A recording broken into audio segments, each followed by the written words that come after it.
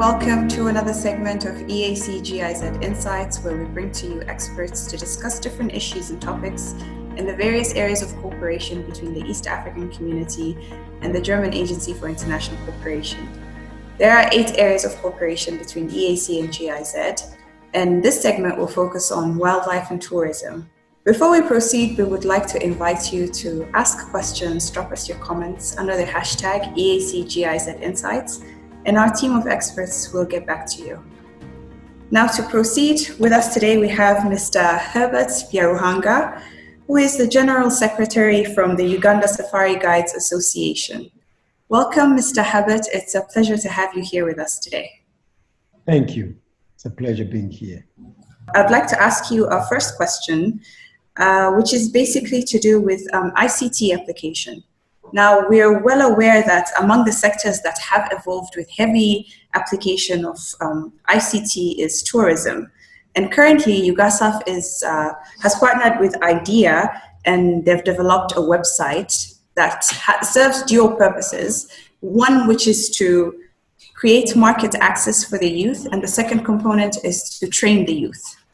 Could you please tell us how you see these tools that are being developed, facilitating the youth, in terms of entering new markets, as well as gaining the skills that are necessary to propel them in their careers as tour operators? Thank you. I'm happy to be here. This website and the portal is very, very fantastic. It has come in timely at a time when we need to showcase the services to the buyers across the world. And therefore, the information shared has been a very great input, because people want to know who is where and who does what.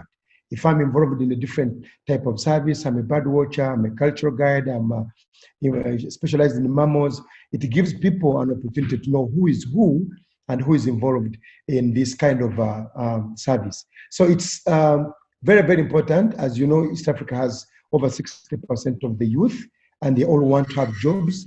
Now they have skills, we give them the training, and then when they give them the training, they will be on this portal so that they are seen as service providers. They can be booked by tour operators, or they can be booked by tourists directly. Since we're still discussing skills, let's talk cross-border trade. Currently within the East African community, it's very difficult for tour operators to operate in another partner state. Like, there are several restrictions.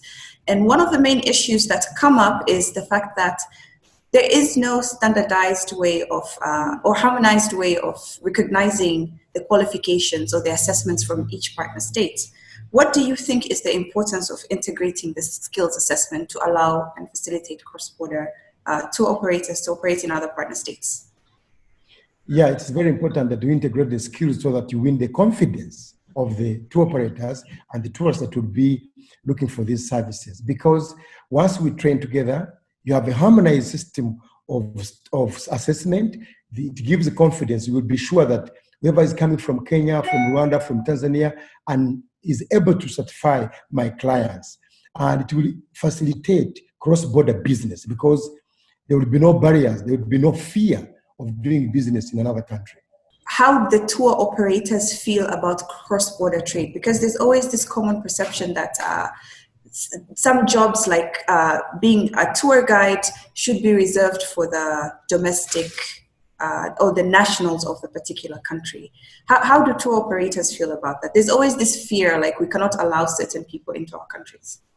Yeah, it may happen in a particular community, but people who understand the business very well wouldn't mind about people coming in a country offering the service. But also they would be happy to have shared services. Like if someone is coming from another country, coming to the country, you can hand over to the local person, because they feel like people should earn also some money. But it depends on the specialty of the guide.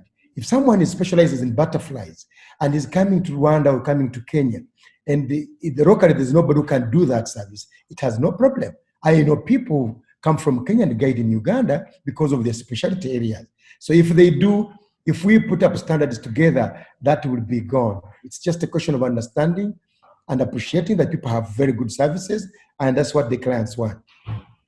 How the youth can be facilitated in this time of COVID-19 and using the tools like the website you're developing in trying to formalize them and train them and prepare them for tourism post-COVID. What are the measures that maybe your organization has in place? What we've been doing at the moment is to make sure that those new ones who had not worked for some time, we give them some support in terms of food, in terms of a few resources here and there. But what is important is to think about post-COVID. And we're doing this because we are going to start training now. Because there has been some opening now, we're going to proceed with training of assessors, then start training the youth so that they're able to be prepared for the boom that is likely to come, because we believe that this COVID-19 will come to the end and people will start traveling. By the time they start traveling, they should find us prepared and ready for that. This brings us to a wrap. If you have any more questions, any comments, please feel free to drop us your questions and comments under the hashtag EAC GIZ Insights. Thank you so much, Mr. Herbert. It's been a pleasure to have you here with us today, and thank you so much for your time. You're welcome. Thank you.